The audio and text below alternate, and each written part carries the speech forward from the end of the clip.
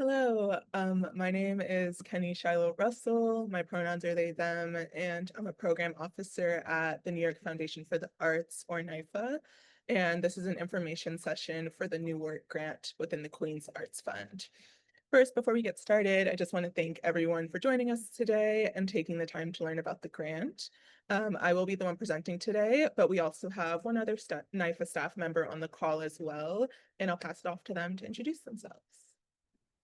Hey everyone, my name is Marina Fahade. I use they, them pronouns. I'm the programs associate at NYFA, and I'll just be pasting in all the links from the slideshow today. Thank you. Okay. And so before we get started, I just want to share that we have some additional info sessions coming up. As I mentioned today, we'll be talking about the New Work Grant for individual artists and arts collectives. If you're a nonprofit organization or artist collective and are interested in the Arts Access Grant, we have our Arts Access info session tomorrow at 2 p.m. Recordings of both today and tomorrow's info session will be available on our website in about a week or so, with captions available in English, Spanish, and Chinese. And then on Tuesday, October 21st at 2 p.m., we have a second info session for the New Work Grant. And then the day after, on Wednesday, October 22nd at 2 p.m., we have a second info session for our Arts Access Grant. And we're also offering 25-minute one-on-one sessions on Tuesdays, Thursdays, and Fridays from October 20th through November 7th, where NYFA staff can provide feedback on your draft application and answer any questions that you may have. The sign up is available on the NYFA website, and there will also be a link in the chat here, and appointments are available on a first come, first serve basis. Okay, and now to get into our agenda for the next hour. First, we're going to go through a brief grant overview, and then we'll move into guidelines and eligibility. Then we'll talk about how to apply, and we'll go through the application questions as well as some tips. And then we'll talk about the evaluation and selection process. And then lastly, we'll go into a Q&A. So for the Q&A, even though we'll wait until the end to answer any questions that come in, you can use the Q&A function below to submit your questions as they come up. I just ask that you wait until we finish the section that you'd like to ask about before you send them through, just to make sure it's not already covered in this section. And there should be a Q&A box at the bottom of your Zoom screen.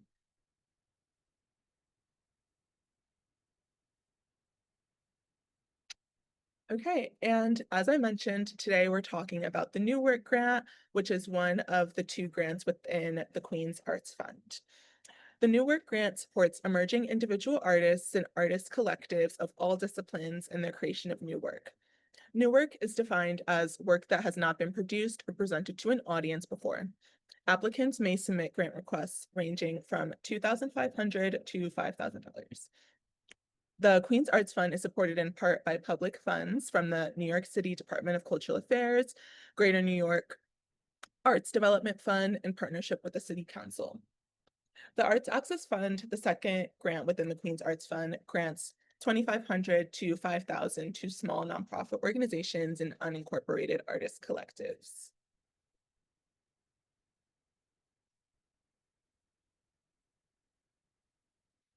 Now to move into applicant eligibility. Who can apply to this grant? Artists who live in Queens or have a full-time studio lease in Queens. PO boxes are not eligible. Artist collectives or collaborations must designate one Queens-based artist as the lead applicant who applies on behalf of the group.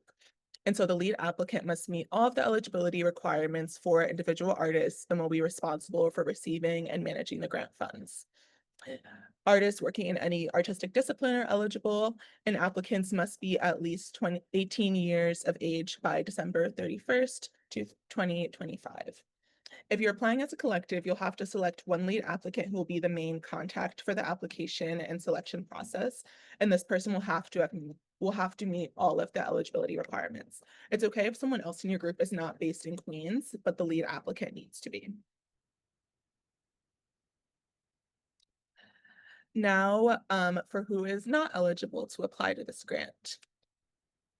Past applicants of any QAF grant who fail to submit a final report or are otherwise out of compliance with their QAF agreement. Students, full or part-time, either currently enrolled at the time of application or who will be enrolled in 2026. This includes degree programs as well as certificate programs. Collectives that are LLCs or private entities, even with the use of a fiscal sponsor organization that is a 501(c)(3), collectives must be unincorporated to apply. Artists who received funding in 2025 for the New Work Grant are ineligible to apply. And individual artists or artist collectives who are applying on behalf of a partnership within an organization or collective who are applying for the 2026 Arts Access Grant. Applicants of a 2026 Arts Access Grant are not eligible for the 2026 New Work Grant. And applicants applying for DCLA funds in another county or borough for the fiscal year 2026 are not eligible to apply. So for example, if you have a studio in Queens, but you live in Brooklyn and you've already applied for the Brooklyn DCLA funding, you are not eligible for this Queens funding. I also want to mention that if you're interested in applying for Queens funding through Flushing Town Hall this year, you are still eligible for this grant as well. The grants come from different funding sources, so that one from NISCA through the state, and this one from DCLA through the city. So if you're eligible for the Queens Arts Fund, you may also be eligible for the Flushing Town Hall grant, and you're able to apply for both grants. There's a link to the Flushing Town Hall application in the chat now. So if you determine that you're eligible as an applicant, you then need to determine if the project you're applying with is eligible. And there are two main factors to this. So proposed projects must involve the creation of a new work within the 2026 calendar year. So January 1st to December 31st, 2026. And new work is defined as work that has not been produced or presented to an audience before. So this could be something that is a work in progress that you've been working on for like over the years, but you've never presented it before, or it can be something that you have not begun working on yet and you plan to make in 2026. Proposed projects must include a public component that takes place in Queens within the 2026 calendar year, and provides the Queens community members with the opportunity to experience dynamic, easily accessible arts and cultural events. So public components can include, but aren't limited to, exhibitions, performances, festivals, screenings, readings, and workshops. And preference is given to public programs that are free or have a sliding scale to participate and are ADA accessible when possible. Public components can be held in person, virtually, or a combination of both. And all presentations and events taking place virtually must include some sort of live component. So for example, an interactive website would not fill this requirement. There needs to be a live component with an audience, similar to how today's info session is working. Okay, and now we're going to move on to talk about the evaluation criteria. And so eligible applications are scored by peer-reviewed panels based on the following four main points. The first of which being creativity and artistic merit. And so a competitive application's artistic or organizational mission is highly aligned with the proposed project or program goals and is reflected in the quality of their submitted work samples. The second is clarity of project proposal. A competitive application is cohesive and both the project concept and logistics are clearly described. Key participating artists and collaborators are identified and their roles are clearly defined. The third of this criteria is community engagement. A competitive application clearly identifies the project's intended Queens-based audience and provides an engaging, culturally relevant arts or cultural experience that is reflective of the diversity of Queens. Competitive applications demonstrate evidence of long-lasting, sustainable relationships between the applicant members of their target audience. And the last one is project feasibility. A competitive application is able to clearly demonstrate its ability to successfully complete the proposed project. The timeline and budget are clear and realistic in relation to the project's scope. So those are the four eligibility or evaluation criteria. And now moving on to funding priority. Priority will be given to artists whose primary mission is to provide arts and cultural programs at the community level in Queens, as well as the following in no particular order.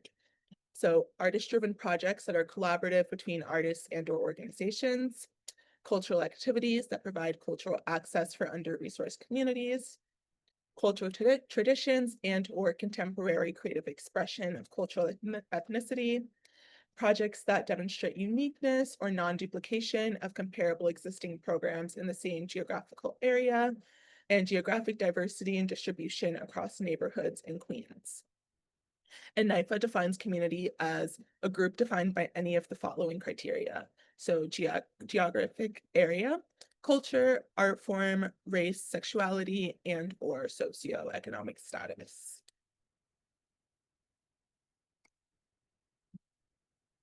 And now we'll move into how to apply.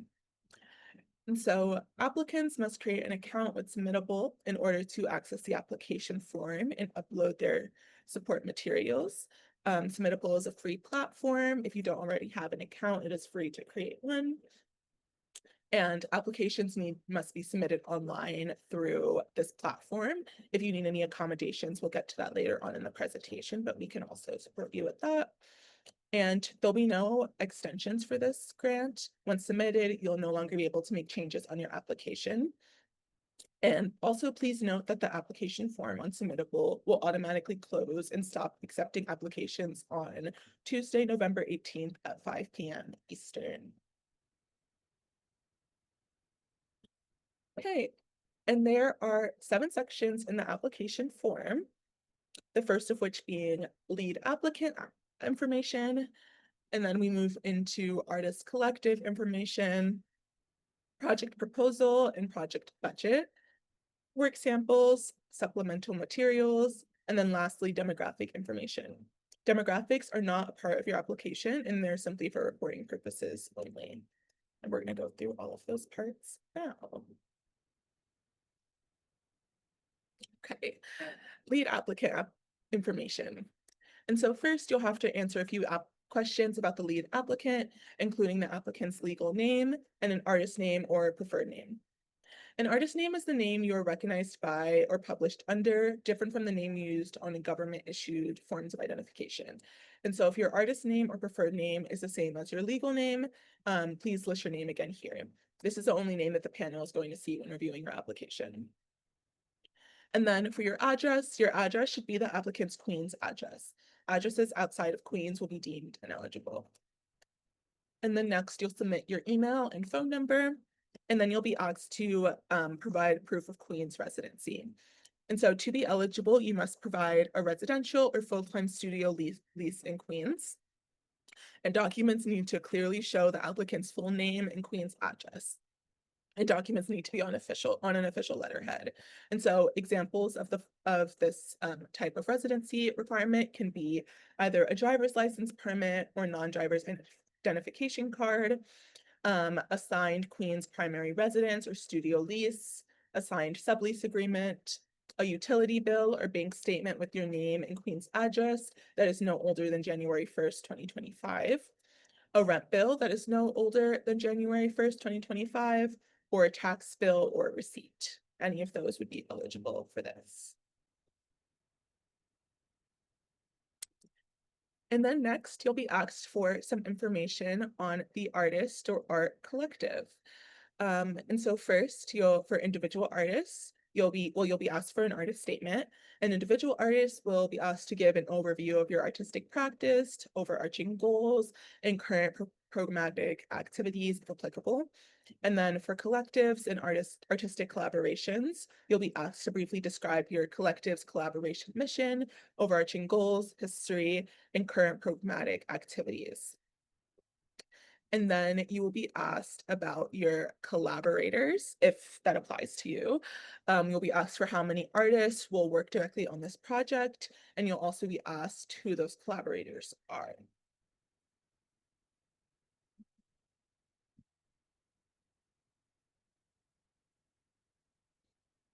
And next, the next part in the application is the project proposal. And so a successful application proposal provides a cohesive idea of what your proposed project will look like once completed and how you will present your completed project to the public. Your answer should demonstrate an understanding of the exact steps necessary to create your project and share it publicly. Your responses should relate to your artistic statement and should explain why you specifically have the skills, background, and personal motivation or connection to produce your proposed project. And so in this section, you'll be asked 3 questions. You'll be asked your project title, your project description, and this is where you'll give an overview of your new work project, and you'll have max 250 words to do so. And then lastly, you'll select your artistic discipline, and here you'll select the discipline that best reflects your project proposal.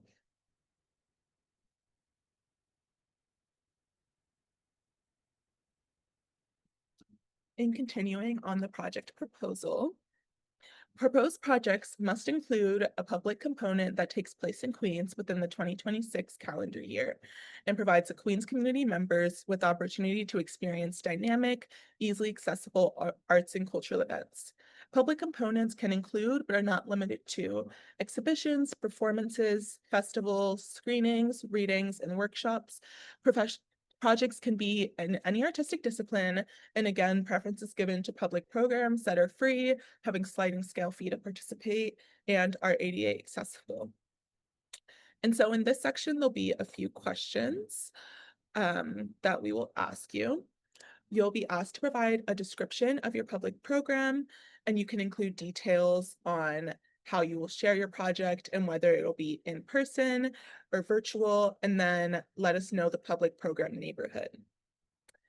And while we've already asked for the applicant's address, we want to know where in Queens the event will take place. And we understand that you might not know this at the time of applying, but we ask you to select a general area in Queens, such as Central Queens or the Rockaways, for example. And we also have a PDF in the application of all of the available Queens neighborhoods organized by area, and it's linked in the application that you can reference. And if your event is planned in person, please list the proposed venue or location, which must be located in Queens. If it's confirmed, let us know. If not, that's okay as well. And then if it's planned online, please list the platform you will be using. So for example, Zoom, YouTube Live, etc., things like that.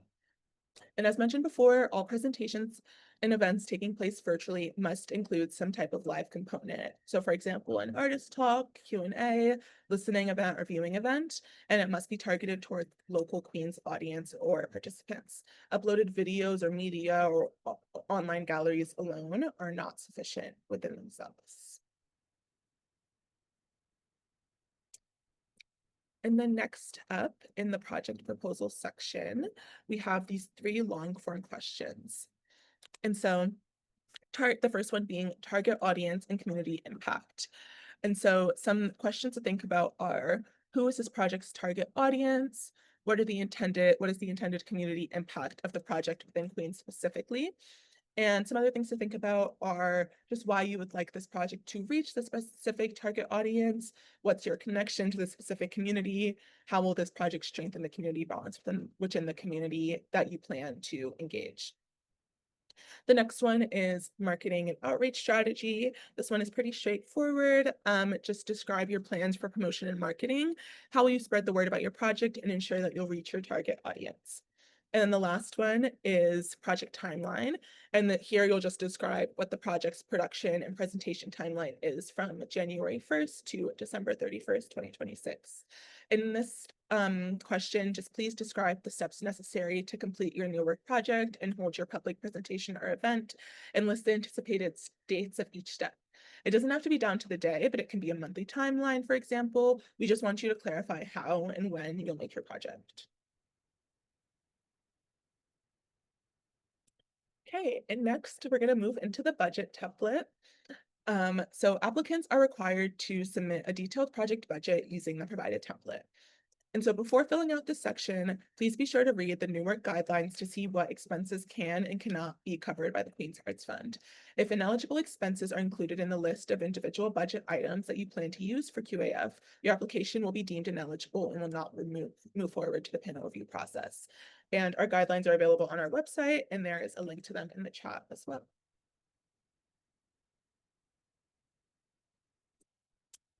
Okay, the first part of the project budget is project expenses. So these are funds that are needed to make your project happen, such as payments to artists, employees, production materials, space rentals, promotion and marketing, transportation, permits, etc., things like that. You don't need to fill out each row, only fill out relevant expenses for your project, and the total will automatically calculate at the bottom, and we'll get to that in the next slide. And I just want to mention that the Queen's Arts Fund encourages all of its applicants to include artist fees for themselves and for their collaborators within their submitted project budget. Every artist should be paid for their work on a project, no matter how big or small the contribution, and there's no limit to how much of the QAF project budget can be allocated to artist fees. Contingency costs should be estimated and included in your expense budget, which can cover unexpected costs or repairs. And now for the next section in the budget, it's project income, in-kind contributions, and then the totals. So for project income, these are the funds that you have received or plan to receive for your project. This could include earned income, such as sales of work, tickets, recordings, or other goods or services related to your project, or contributed income, such as donations, grants, or other fundraising sources.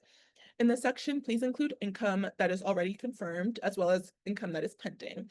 So for example, if you already applied for another grant but don't know the results yet, you can include this as pending on your budget. Here, you can also include your QAF grant request here as a pending income source. The next section is in-kind contributions, and these are the value of donated goods or services as opposed to cash. And so here you can describe the donated goods or services and then estimate the dollar value for these goods or services in the amount column to the right. The total in-kind value will increase your total budget, but it will also increase your income, so adding in these values won't create an imbalance in your budget. And then the last section on the bottom is budget totals. And so a successful budget should have totals that balance. So for example, if the expenses for your project add up to $5,000, then your total proposed income should be at least $5,000. Since you may have some income that is not yet confirmed, your income can be greater than your budget, but the budget cannot be greater than your income. And that is it for the budget. And now we're going to move on to work samples.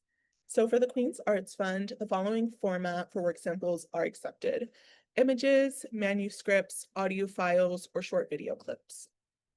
And work samples must be representative of your proposed grant project. And this can include works in progress, preliminary sketches and project plans, documentation of events, or past completed works.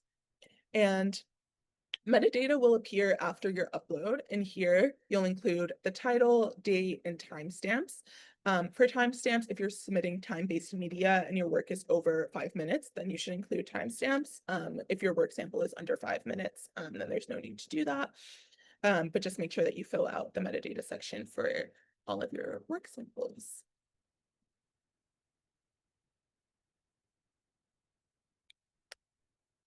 And then the final part of the application before demographics is the supplemental material section. And so everything in this section is optional and should only be included if you feel as though it'll strengthen your application. And so in this section, you can include an artist CV or resume or just your regular CV. Here you can also include a venue letter of commitment or interest, as well as any permits. And so if applicable, you can upload a letter of support or receipt of a rental form in the venue that you plan to hold your public program. And so if your project is planned to take place in a public park, open street, or anything that requires a permit and you have already obtained that, please include it here. And then you can also include any past publicity materials. And so you can include any brochures, programs, press clippings, catalogs, or any other printed or web materials. And that is the application. So now just to talk a little bit about the evaluation and selection process. As mentioned earlier, applications are scored by peer-reviewed panels. And so 3 to 5 panelists will meet to discuss a group of applications by artistic discipline and then select the recipients. And so just to talk through the timeline a little bit, as mentioned earlier, applications close on November 18th, 2025. And then from November to December, the NIFA staff will review all applications for eligibility and completeness following the application deadline. And ineligible or incomplete applications will be eliminated from consideration and will not be reviewed by panelists. And then from December to February, panelists will carefully review and pre-score assigned applications based on their artistic discipline. Panelists will then participate in a virtual panel review sessions to discuss each application they have reviewed as a group assembled by artistic discipline. This peer review process determines the distribution of grant funds to all QAF applicants. In March, all applicants will receive a notification regardless of the outcome. And then in April to May, recipient contracting, payments, and public announcement will go live. An exact payment and announcement timeline will be provided after the recipient notifications. And then, as mentioned throughout the presentation, from January 1st to December 31st, 2026, 2026 recipient projects can take place at any point within the calendar cycle.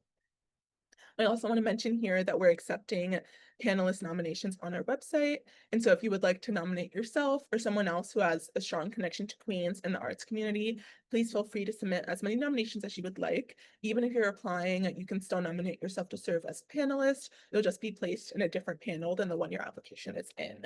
And there's a link to that on our website as well as in the chat right now.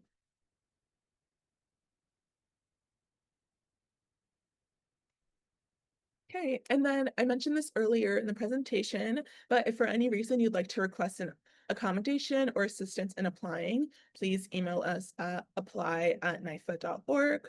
We just ask that requests for accommodation be made as soon as possible and no later than November 11th, just to ensure that we have enough time to be able to assist you with your accommodation before the deadline. And that is our presentation. Thank you all so much for joining and listening. We're going to move into the Q&A portion of this info session now. And I just want to mention that, again, the Q&A box should be at the bottom of your screen. And then if for any reason I'm unable to get to your question, or if you need any further clarification, you can email us at apply@nifa.org. And so now we're just going to move into the Q&A and see what questions we have.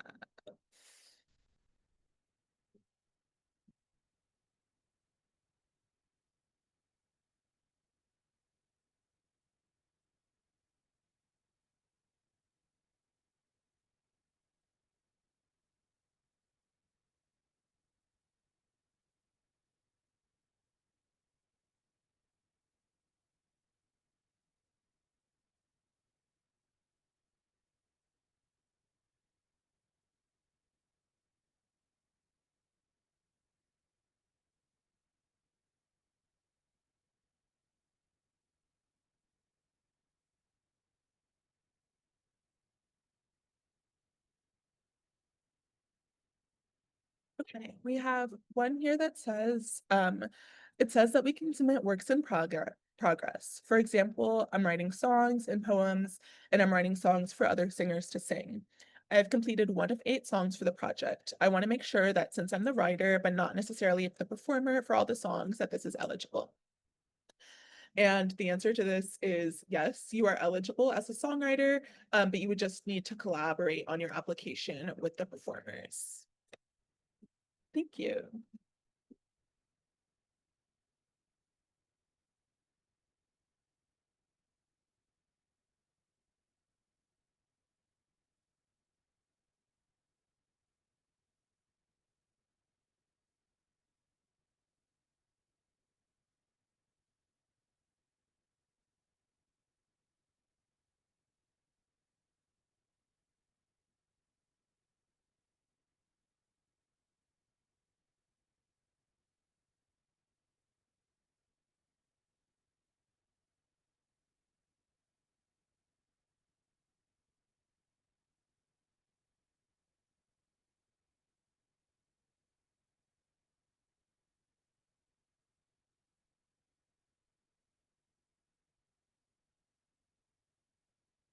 Okay, and we have another one here.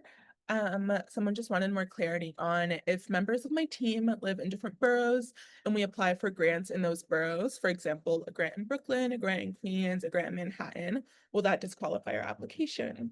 And so you can only apply for one DCLA funded grant per year. But as I mentioned earlier, we also have the Flushing Town Hall has grants that are funded by NISCA, which is state funding. And so you would be eligible to apply for grants that are state funded as well.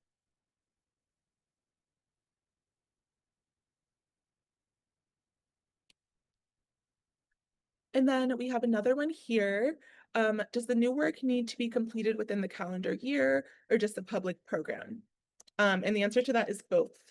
So the new work just needs to be completed, and as well as public program needs to take place at any point between in the 2026 calendar year.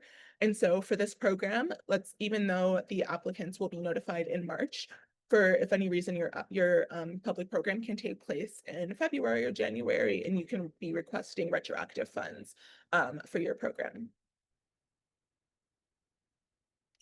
Thank you.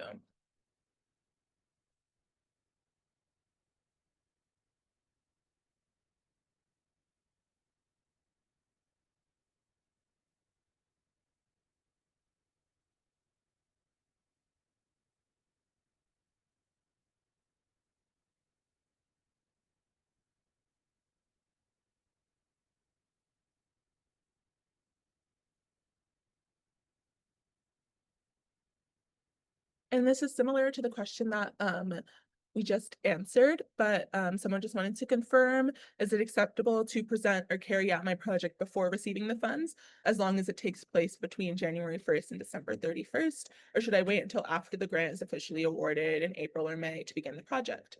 And so yes, your project can take place at any point within the calendar year.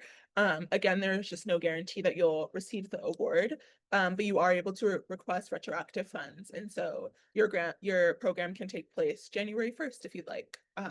And you can request retroactive funds for that through Queen's Arts Fund.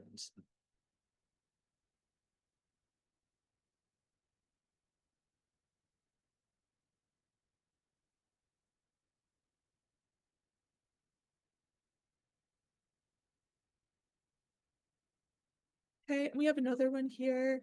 From your experience, what types of workshops or events have been the most successful in getting accepted and resonating with audiences? Is there anything I should keep in mind to make sure that my event stands out as the kinds funders and presenters really want to support? And so all forms are accepted equally. We accept all artistic disciplines, but programs that engage with the audience are generally favored over programs that do not, such as a learning component, audience participation, or Q&A. And just to reiterate our funding priority, we want to prioritize projects that are free or have a sliding scale to enter, are ADA accessible when possible, and just accessible to the community, and whatever that may look like for your particular discipline or project.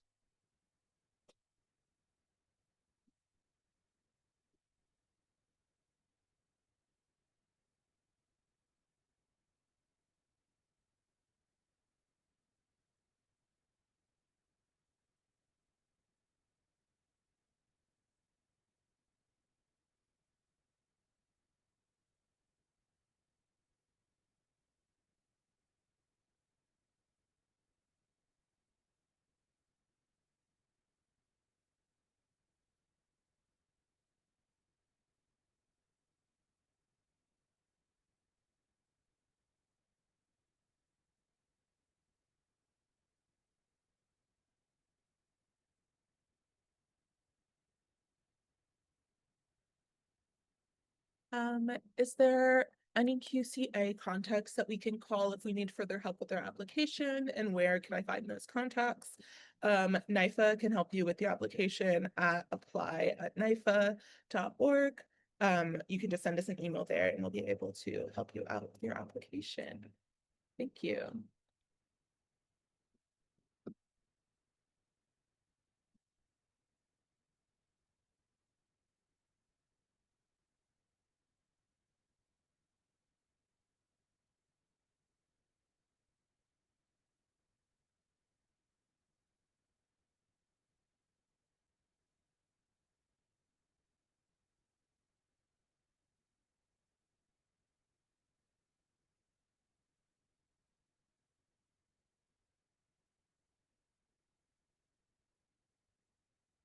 We're just looking through a few more that are coming in.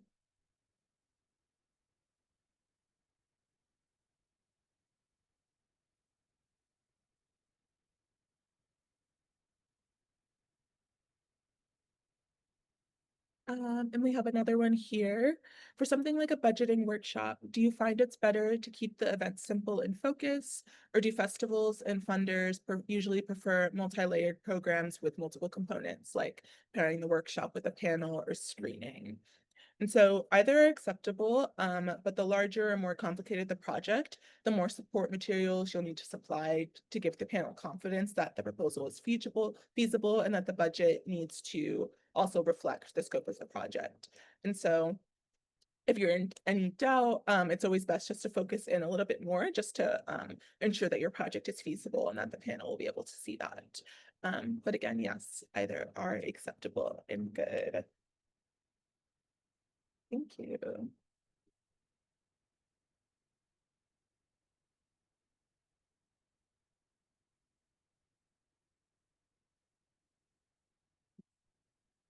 We have another one here. We received a 2025 small grant. Can we apply with the same project this year? We aim to expand it as we plan to feature other cultures, etc. Um, and if you're referring to that you received a 2025 Queen's Arts Fund grant, you would not be eligible to apply to the New Work program again this year. The next year you would be able to apply would be 2027. But if you've received any other NYFA grant, you are still eligible to apply. And so if you have any other further questions about that, you can send us an email.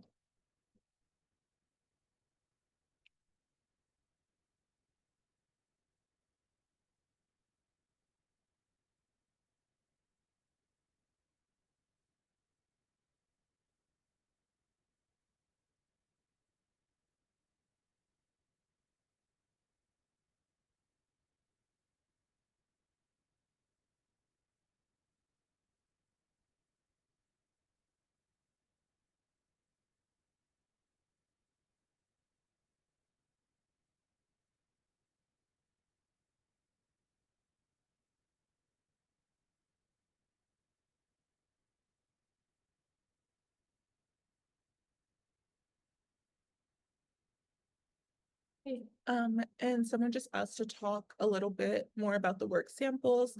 I thought it said it could be some component of new work, but just confirming that as work samples often asks for samples from past works. And so both in progress work samples and past completed work samples are acceptable.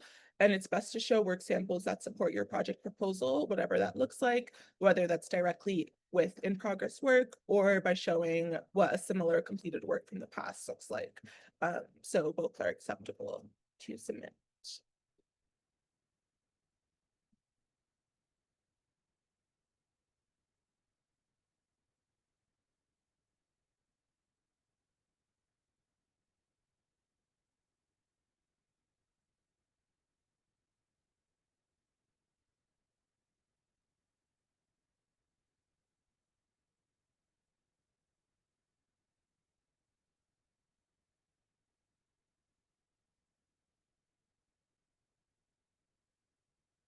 Just going through a few more that we have in here.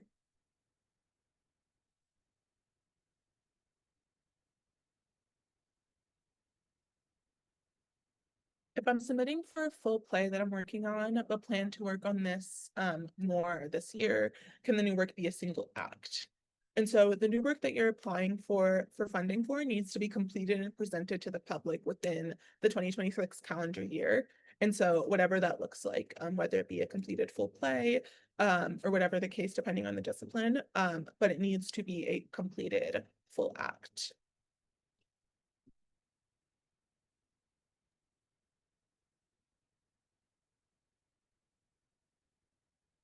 And can you talk about previous successful proposals?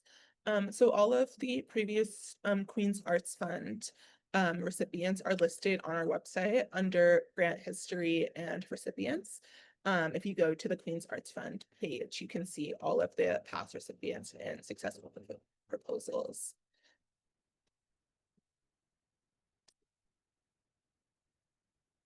And also just want to reiterate that we do have one-on-one sessions as well that you can sign up for if you'd like to get any feedback on your application, or if you have any questions before submitting it.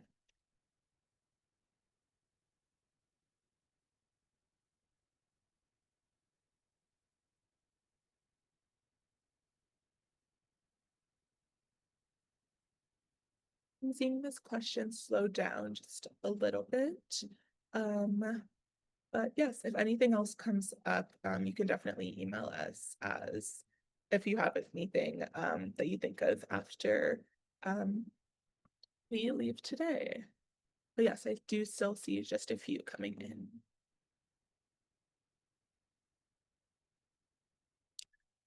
You mentioned that the artist statement has to include an overview of the artistic practice, overarching goals, and programmatic activities. Could you please give an example of what programmatic activities would be? So programmatic activities only need to be included if relevant. So if you have a history or ongoing practice of showing your work or hosting workshops, this is usually more relevant to collectives and organizations, but it can be used for individuals as well. So yeah, it's not required, just only to be included if needed.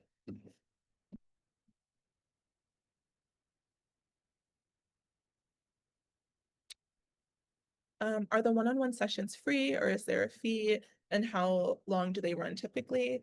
The one-on-one sessions are free, and they are 25 minutes to generally, and they're held via Zoom. And they are being held from October 20th to November 7th, I believe, on Tuesdays, Thursdays, and Fridays. Um, and I just also want to mention that a draft application needs to be started before attending, so that we have something to review while we talk and review your application. Thank you.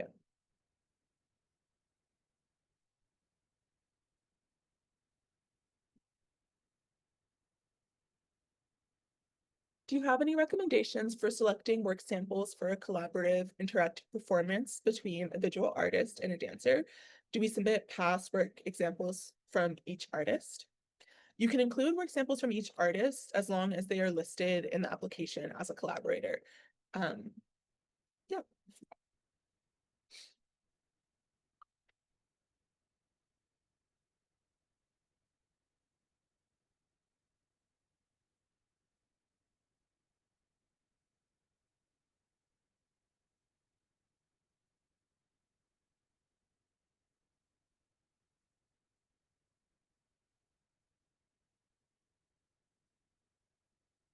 And just looking through, the questions are slowing down a little bit, and I'm seeing a few like more specific questions that just might be better suited for email. And so, if you have a question that is a little bit more specific, you can definitely send us an email at apply@nifa.org, and we'll definitely get back to you with that with any more specific tailored questions.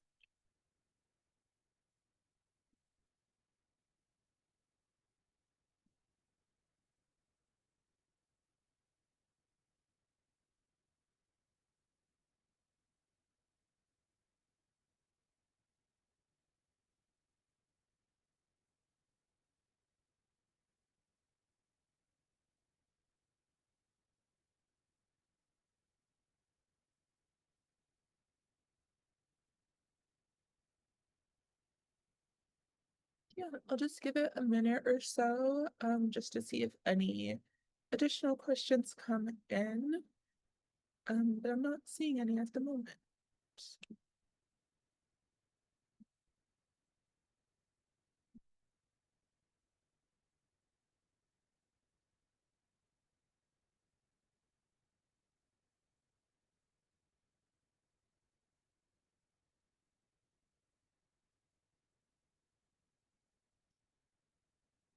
All right, I think we're gonna wrap it up there.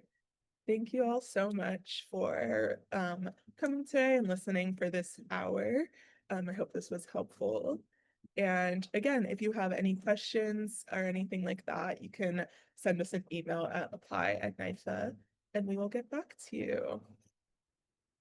Thank you so much, and I hope you all have a great rest of the day and week.